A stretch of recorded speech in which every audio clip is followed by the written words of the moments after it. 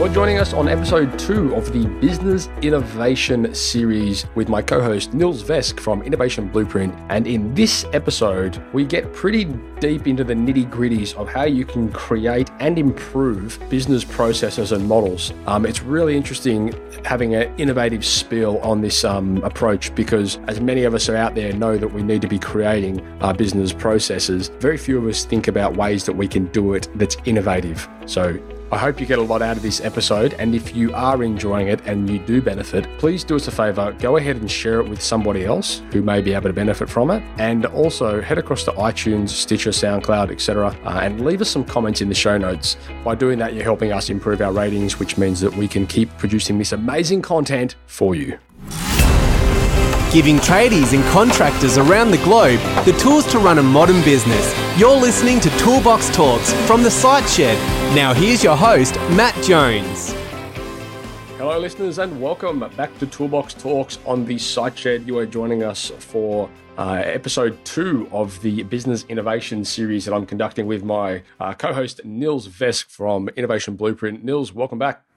Hey, thanks for having us. Absolutely. So, in the first episode there, we were talking about innovative business development. And it was a very interesting episode, that, because we covered off on a few of the red flag issues that you come across within your, your coaching programs. And then we also left the listeners with some pretty good actionable tips there. So for anyone that did not hear that, go back and check it out because it will segue perfectly into this episode where we're talking about innovative business models and processes. So, Nils, who are we talking to in this episode?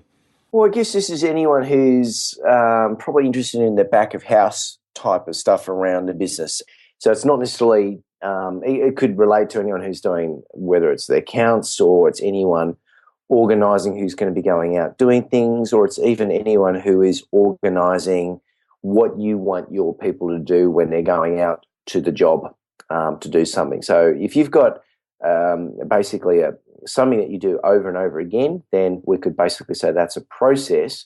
And so if anyone who's doing that and you want to make it better, this is for you. So we've spoken a lot on the show in previous episodes, with multiple co-hosts and guests about the importance of systems and processes and, standard operating procedures, et cetera, et cetera. Is that kind of what we're talking about here, but more, from an innovation perspective? Yeah, I mean, I guess there's some innovative ways that you can actually get some processes happening when you don't have them. Yes. And how you can actually turn them into, profitable ways of doing things. Because, I mean, a good way to think about this is at the end of the day, and whether it's in 5 years, 10 years, or whatever it might be, that you want to sell your business. And hopefully we do want to get to that point where we can sell the business rather than just close it down because we've stopped working. Mm-hmm. The way a business is valued is a multiple of what we call the EBIT, which is an earnings before income tax.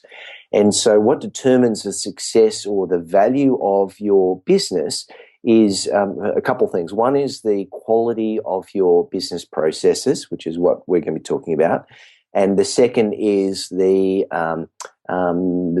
increase in the size of your market, so the growth that you've got. So if you're growing, continually growing, and the market's growing, your business is growing, then that increases the multiple of your earnings before income tax, which determines a better sale. So often, a business is just sold by, this is what your takeover has been for the last 2 years, 3 years.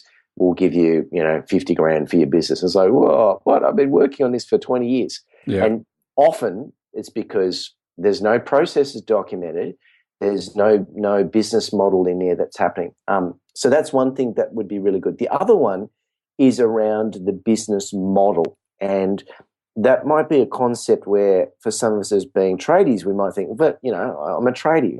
I don't have a model. But this is where we can actually look at ways of actually disrupting how we do business. And so that's kind of where we're heading.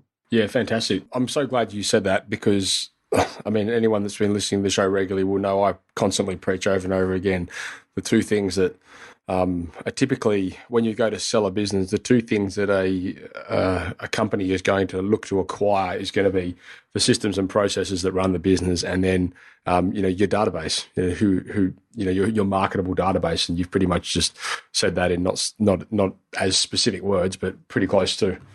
Definitely.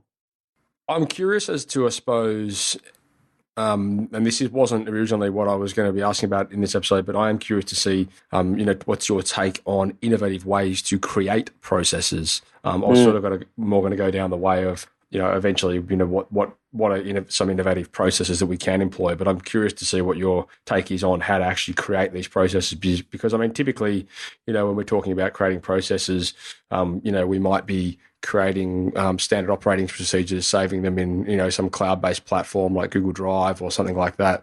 What are some different ways of doing it? Yeah, a good example. Okay, so the first thing that we want to do is we want to start with identifying what we want to improve or what we want to innovate on. So you might go, okay, let's go with something around how we do our quotations, right? Yeah.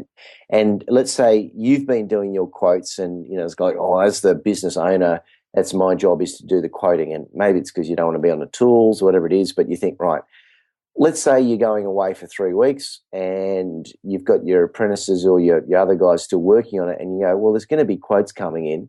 I can't just wait for those, wait till I come back in 3 weeks and then just try and re-quote, because will be a lag time. So what's a process that would enable some other people to go out there and do the quotation the way I do it? Because, man, I've been doing this job for X amount of years and I know it backwards, which is great, but we want other people to be able to do it. And so the first thing that we want to do is identify what are all the risks of not having either an innovative process or a kick-ass process. And so what I would suggest people do for this is to get yourself some big color Post-it notes, and you might do this on a big glass window somewhere, or get a piece of butcher's paper or a flip chart from the Officeworks or something like that. And so you just start writing down, what are all the risks if we don't have a great quotation process? Okay, so first one might be, I'm going to waste time because I'll drive out and do a quote and we don't get the job. Nothing worse than that. I might underquote the job and then we end up losing money or not making as much of a profit margin as we normally do. We might find we quote for something and we do the job, and then the client actually thought they expected something else, and then they get pissed off because they thought they were going to get something and we thought we were going to do something else. So I don't know what all of your risks are going to be, but you just basically list as many as you can, and you do them on individual sort of, don't actually have to post it notes, just write them on a list down. These are all the risks if we don't have a good process. If I go on holidays, we don't get jobs, that type of stuff. Back in episode 68, sorry to interrupt you, episode 68, we did an episode on charging for quotes. And charging for quotes, it's basically referring to, I suppose, builders or people that do project-based work. So, renovations, extensions, that kind of thing. We're not talking necessarily about, fixing tap washers. But in that episode, somebody emailed in and they had the question, how do I start charging for quotes? I'm spending so much time out there actually, investing this time into preparing these quotes and proposals for customers, and then the jobs don't go through and all this time's wasted. And at the end of it, they've got all this information that I've basically been able to collate, give to them, that they can then pass on to somebody else, a competitor, who can basically quote off what they've quoted. And so one of the, and I don't know, maybe you can tell me if this is an example of innovation, but, I had a sales trainer come on the show. We basically put together an idea that instead of selling it as quoting the job, you can sell it as basically a product that's giving them a full bill of quantities and a full list of materials list and all this stuff that they can, that the homeowner then knows what they need to be quoting on. So they're basically getting like a package which includes a price at the end of it, but it's more about I suppose giving them a full quotable product to then give to people.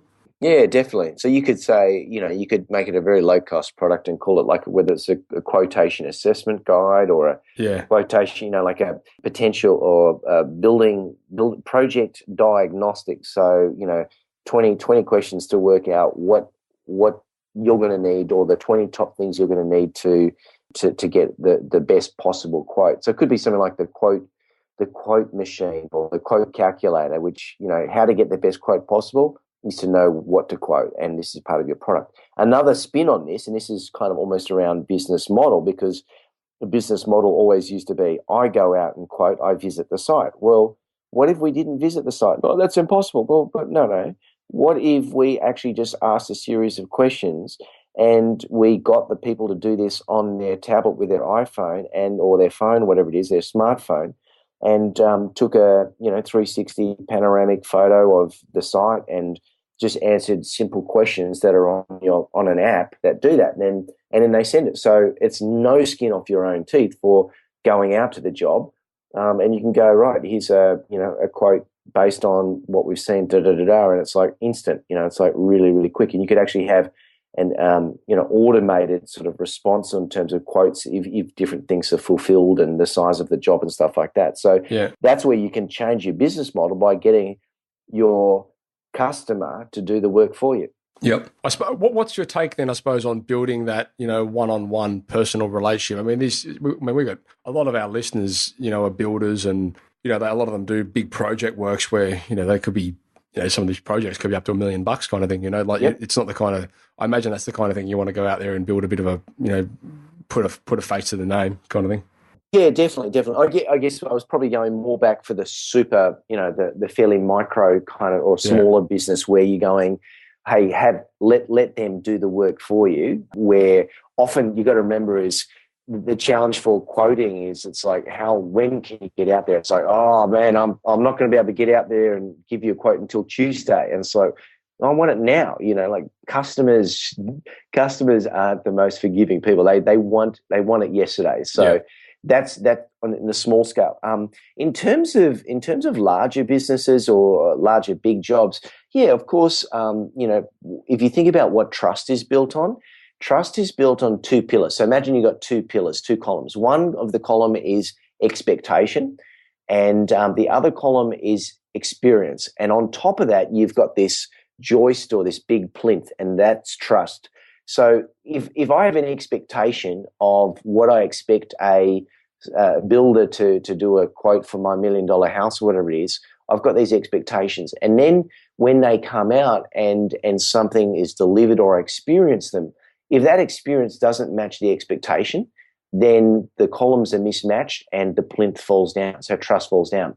So ways of how you develop a better trusting relationship and get more buy-in can be from face-to-face, because they experience the real person, they like that. But other things that you can do to strengthen that expectation already give them some experience of you that meet their expectations. And we spoke about this in the last episode, is around your content marketing. Because if you're providing content that no one else is, none of your competitors are doing, that's talking about, so this is what this is what the journey is when you come on board and work with us and we build your house. Here's the 20 things that we'll go through, all that type of stuff. Or here's the 20 most commonly asked questions around what goes wrong. Why do some building jobs go on forever, and why do some builders go bust? And if you answer all of those questions, then that gives me an experience of you and your business. So when I actually then get to meet you,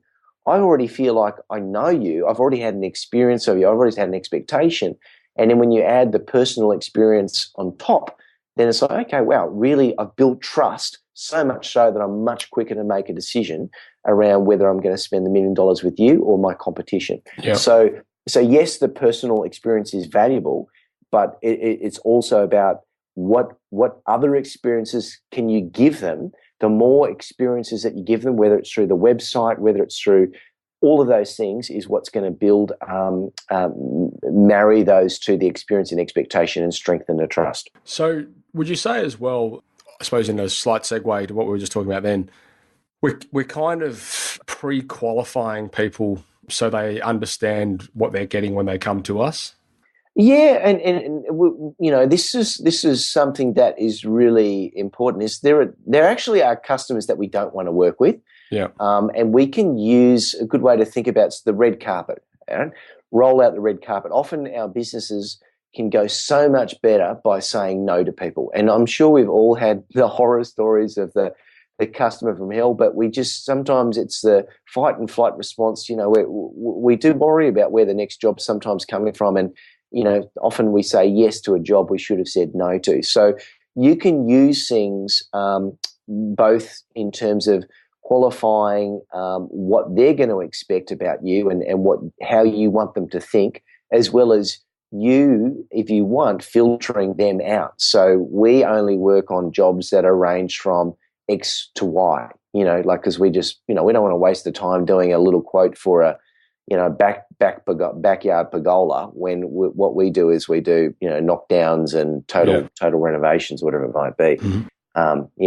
This ties in pretty closely as well to, a lot of what we try and communicate is the importance and the benefits and advantages of niching yourself. You don't need to be everything to everyone, and you'll probably find more often than not that if you can focus your attention on a specific area of your industry or your niche or your vertical or whatever it is, it makes it a lot easier to market yourself in that industry because you'll have a lot less competition.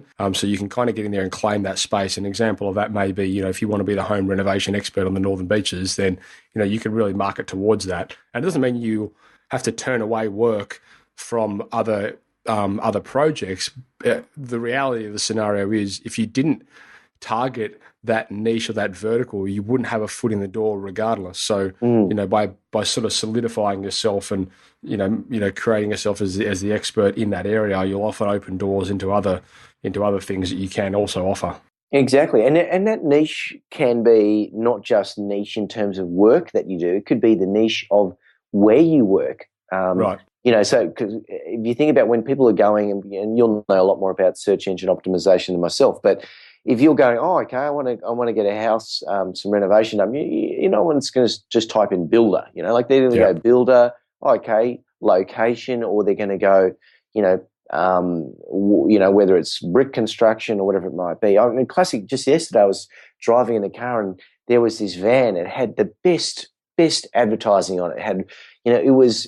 I don't remember the name of the business, but it was. It was that good. No. I'm actually not going to say because I don't think it's fair to say what it was. But it actually was a business that specialised just in doing stairs. Yeah. Timber, beautiful stairs, and so the signage on their van was just perfect, and you had no doubt in your mind, these guys, even though they're builders, they had full builder license and everything like that. They'd been members for 20 years and the HBI or whatever it is, some sort of industry group and this and that. And there's it was this is it. If I'm going to get a stairwell done, hey, I'm going to get these guys because this is just the niche that they do. Yeah. It sounds like they've nailed a couple of key elements there. I'd say social proofing as well. If they've got an HIA sticker on their truck, it's sort of saying, well, we're a member of the association. So, subliminally, that's a pretty good social trigger.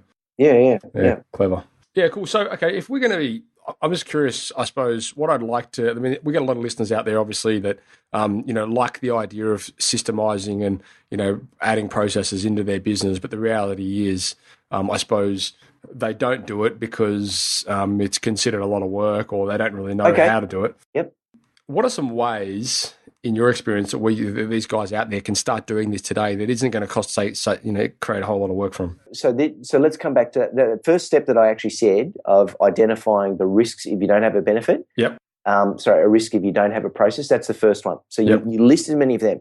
Once you've done that, then you go, okay, now what are the benefits if we have an amazingly innovative, successful quotation process? So that would be things like we'll get more jobs, we'll save money, we'll save time, we'll look more professional, we'll be able to spend less time, driving actually more time on the tools or working on the business, whatever those things are.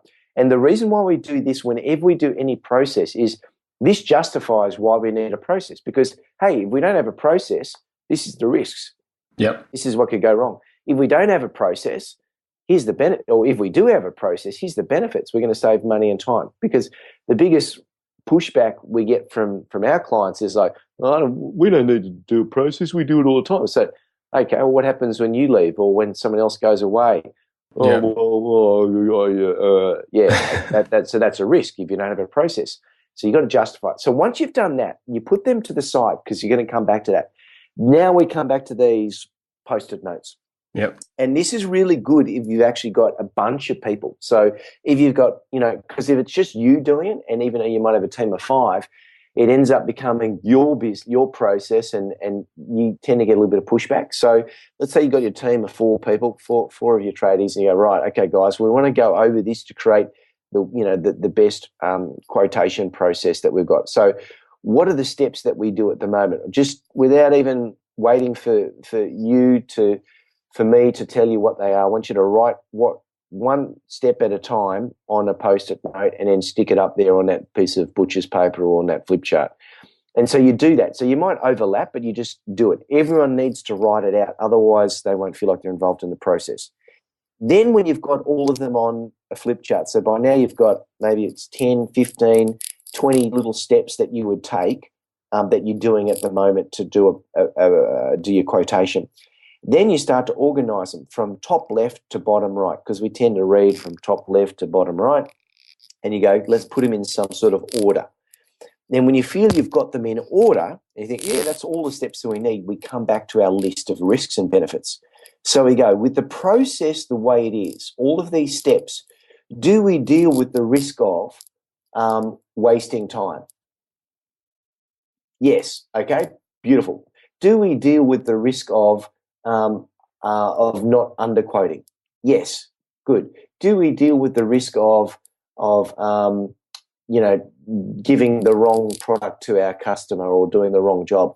No. Okay. Well, that means we need to put a step in to deal with that risk. Does that make sense? Yep. Your risk becomes your checklist. So if there's something that you haven't checked off on your checklist for risks, it means you've got to put a step in. Okay. Then we do the same for the benefits. With this process, the way it is, all of these steps, do we deal with the benefit of saving time? Yes. Do we deal with the benefit of looking more professional? Oh, no. Okay. Well, why not? Because, okay, well, we're probably, giving them a verbal quote rather than doing it. It's taking us 2 weeks to do it rather than doing it in a day. Okay. So we need to do this fast. How do we do that? Put a couple of steps in. So this is what we do to really simply identify what those steps are. And once we've ticked off all of the list, because we've added steps and things, we then come back with a pen and draw some arrows. So this goes to this arrow, which goes to that arrow, which goes to this arrow. We kind of, it's like a simple flow chart. This is the processing stuff that we do. And then when we're done there, so, you could, if you don't have any technology, you don't like doing that stuff, just take a photo of it and you could outsource it to someone on Upwork.com. I'm sure you've spoken to your people about that, and just go, hey, want someone to create a flow chart that looks like this? Or if you want to do it yourself, I'd recommend there's an awesome flowchart software that's in the cloud called lucidchart.com. That's LUCID chart, CHART.com. I think you've played with that yourself before. I use it regularly. And for anyone who uses Google Apps, which I'm hoping most of the listeners out there, it's a Chrome plugin, so you can. Yeah, it sinks in really well. And the other thing about, if you're on you're on like a Microsoft, there's I think something called Visio. Yeah.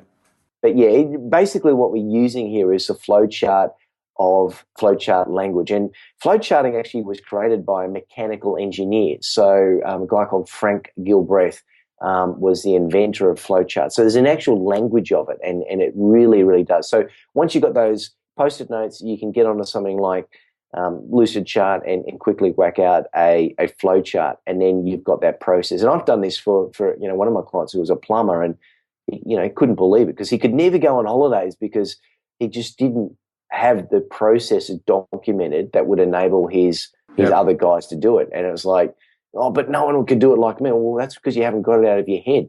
Yeah, mate. It's that classic case, isn't it, of turning intellectual knowledge into intellectual property. Exactly. So then you imagine, right, you've got 20 of these processes or 30 or whatever. You obviously don't do them every day because it will kill you, but you might aim and say, let's work on one a week or one every fortnight. And then before you know it, by end of the week, end of the year, you've got 20 processes. Yep. And then when you want to go sell your business or you want to franchise it, that's what franchises are built on, is having really good clear, simple processes. And that's why so many people like buying a franchise, is that the hard work's been done. And not to say it's that hard, it's just that no one's made the effort to do it. So, and then when you actually do this, you also see the opportunities on how you can innovate. What if we remember, if you, for those who listened to the last episode, we spoke about creating customer delight and differentiation. It's like, okay, let's not just do a quote.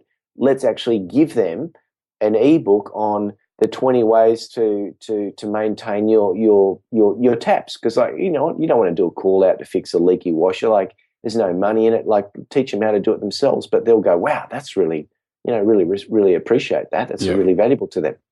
And a couple of questions before we wrap this one up. What programs, platforms, tools, equipment, or whatever do you recommend people use to create systems?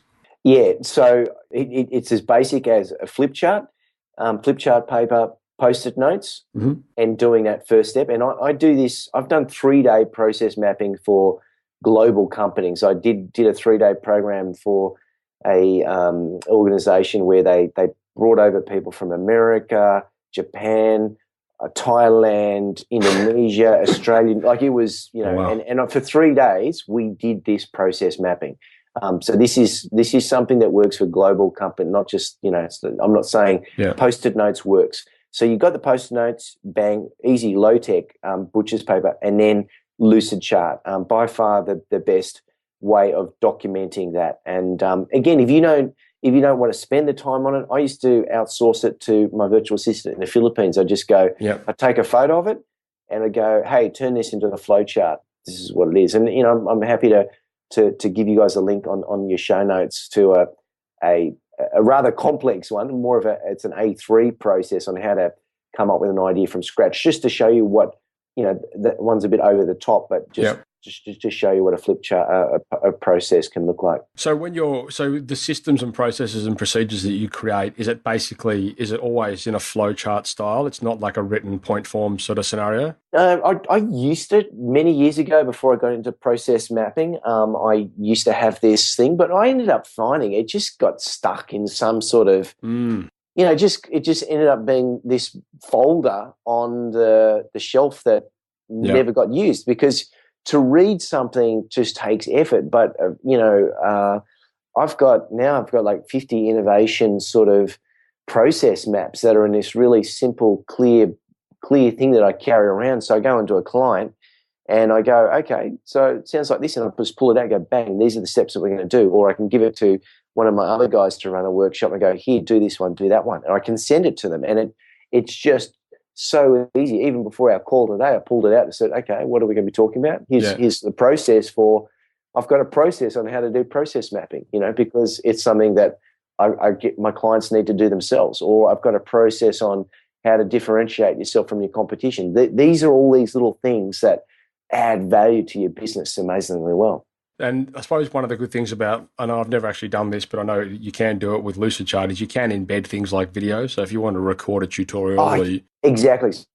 So this is really important for induction. You know, that's a fancy pants way of saying getting your new employee up to speed. So yeah, what the problem is like, if you've had 5 people or 4 people of your team working on the process, let's say Jake's the new young gun has come on the board, you can say, okay, Jake, today, you know, rather than just getting you out on the job and putting you on the hammer, you're going to spend some time with the crew, and they're going to take you through some of the key processes. So Steve here, he was involved in the quotation process, just as everyone else is, but he's going to take you through it. And then Tom, he was working on the site management process. He's going to take you through that. So that's a really good way of inducting it. But as you said, and I know you put your listeners onto Google Docs and all that sort of stuff, you can actually embed these things with videos, as you said, that just it's interactive. You can have hyperlinks in them. You can have multiple people share and fix them and improve them. Yeah, don't get me wrong. I don't have a Google tattoo anywhere on me or anything like that. The reason we like Google Docs and Google Drive is because of that collaboration ability. So, and what I mean by that, for the listeners that aren't familiar, you know, actually, we'll use this example right now. Like Nils and I, we're sitting in different rooms, kilometers apart from each other. However, we're both collaborating on the same document, which is cloud-based. So we can see exactly what's in front of us. We can both start writing stuff into this document, and we can see what's happening in real time. If I write something, Nils can see it happening in front of me. If he writes something, I can see it happening in front of me. So that collaborative ability is pretty powerful, especially when you're creating processes, because one thing in my experience that absolutely is a massive bottleneck in systems and processes is when you've got more than one copy of it that exists. So the ability to be able to collaborate on one document means there's only ever one copy of it, so everyone's on the same page. Yeah. And just while it's in my head, something that's also important is a process shouldn't be done once and then only once. And the reason for this is it's like things change. And, going back to that, I think it might have been in the first episode we spoke about the concept of we've been doing it the same way, same time, same thing for 20 years. It's like, well, hey man, move along. Things change. So if it's a really important process, and I don't know, everyone's going to have their own little thing that's super important. If it's really important, then you go, okay, well, we're going to have to review this. Maybe it's once a quarter, or maybe it's once a month. If it's really, really critical, if it's okay, it's necessary. You might go, okay, we're going to review it once a year. If it's not that important, like, it's like around the color of your business cards or something like that, you go, okay, we'll review this if it breaks down. But it's important to set review dates on some of your processes, because you might learn something down the line and you go, actually, that last time we quoted didn't quite work and we need to review that and to fix that up. Interesting. And so would you do that through like calendar notifications or something like that? Yeah. You put a Google Cal reminder on that, and so it's like a birthday. Will just keep popping up at that point every. And then the other thing that you can do with these processes is really good. Is, let's say you got someone new coming to work for you, and they might not be an apprentice like Jake was, but they might be someone who actually had their own business, but they kind of had enough of it. You can actually say to them, hey, look, Tom, just going to take you through our processes. We really appreciate expertise and innovative thinking. So if there's something you think we can do to improve our process, please let us know, because we value and appreciate, and we reward and recognize ways of doing things better. Yep. So because Tom might have worked at some amazing other business, and he's got some good ideas, but unless you give him opportunity to share it, it's like, no one's asking me. It's like, actually, you could actually do this, and that would make that process that much better. I think that's such a powerful thing in any organization, in like to make those processes and systems available to people to contribute to, because by doing that, you're allowing them to buy in. And if you come to me and say, Matt, this is how we do this, go and do it, I'll be like, oh yeah, okay, great. But if you said to Matt, hey Matt, this is the process on how we do this. This is how we've done it for, this is how we've been doing it. If you can think of a better way to improve it, then by all means contribute and let me know, and we'll build that into the process and make that the way to do it. You get people to buy in, and then, it makes it so much more. I mean, the likelihood of them doing it, if they've sort of contributed, is a lot greater. Definitely. All right, Nils, I think we're pretty much wrapped that up. That was absolutely awesome. I suppose I was selfishly asking questions that I can employ myself there. So no, that's great. Is there anything you wanted to add? I guess we didn't really have time for it, but just maybe we do this in another episode some other time, is around business models, because things we often think, we quote based on an hourly rate for the work that we do. Mm-hmm. Okay, that's the way it's been done. That doesn't necessarily mean that's the way it has to be done. You could look at changing how you do things. So I'll give you an example. So some of my clients are, say, for example, legal firms, where they would always do by an hourly rate, and they'd charge you for answering the phone call to even sending out a bill, like just crazy stuff. And some of my smart clients realize that actually, you know what? Clients don't like that feeling, because they feel like they're not getting as much value. Like they feel like they're getting just ripped off, like it's just a cash register going every second. And so some, and not many, have done this. They've started to move to fixed fees rather than hourly rates, because they go, well, a client wants to know, they want to, we might have to wear it, but they want to be able to budget for this ahead of time, and they want to go ahead and do that. So I guess what I'm just trying to say is think a little bit differently around your business model around it. It doesn't always have to be, say, for example, hourly rate. It could be a fixed fee. It could be a membership fee rather than, again, so you might say, well, it looks like you've got an older house here. It's likely that you're going to need some ongoing kind of work from da-da-da, which, we've got a program which is our, let's call it maintenance membership program, which includes painting, it includes small renovations and things like that. So this could be something like a painter could use that puts them on on a program that's on a 5-year cycle or something like that. Something that no one else. And again, I'm just kind of shooting from the hip here, but no, you're pretty close to reality, actually. I mean, I know a lot of guys, perhaps not painting, but I mean, there's no reason why that wouldn't work. But I know a lot of guys, say, for example, plumbers that do block drains, and they'll have a lot of their, clients on a maintenance package. So every 3 months, they know they're going to have to go back there before the drain blocks, go back there and clear it. Yeah, so there are people out there that do that, and it works fantastically. For both parties. yeah, definitely. All right, cool. Let's wrap that up. We're going to come back to close off the series with the third episode, which is Innovative Customer Experience. Stay tuned for that one, listeners. Thank you, Nils, for joining us once again. Thank you. And we will be back shortly, listeners, so thank you. Thank you for listening to another episode of Toolbox Talks. If you're liking what you hear, then you can head across to thesiteshed.com where you can join our community by signing up to our Toolbox Talks. You'll get sent a weekly notification, which is basically a highlight of everything that we've spoken about during that week, along with any other industry news that may be relevant or specific to the trades.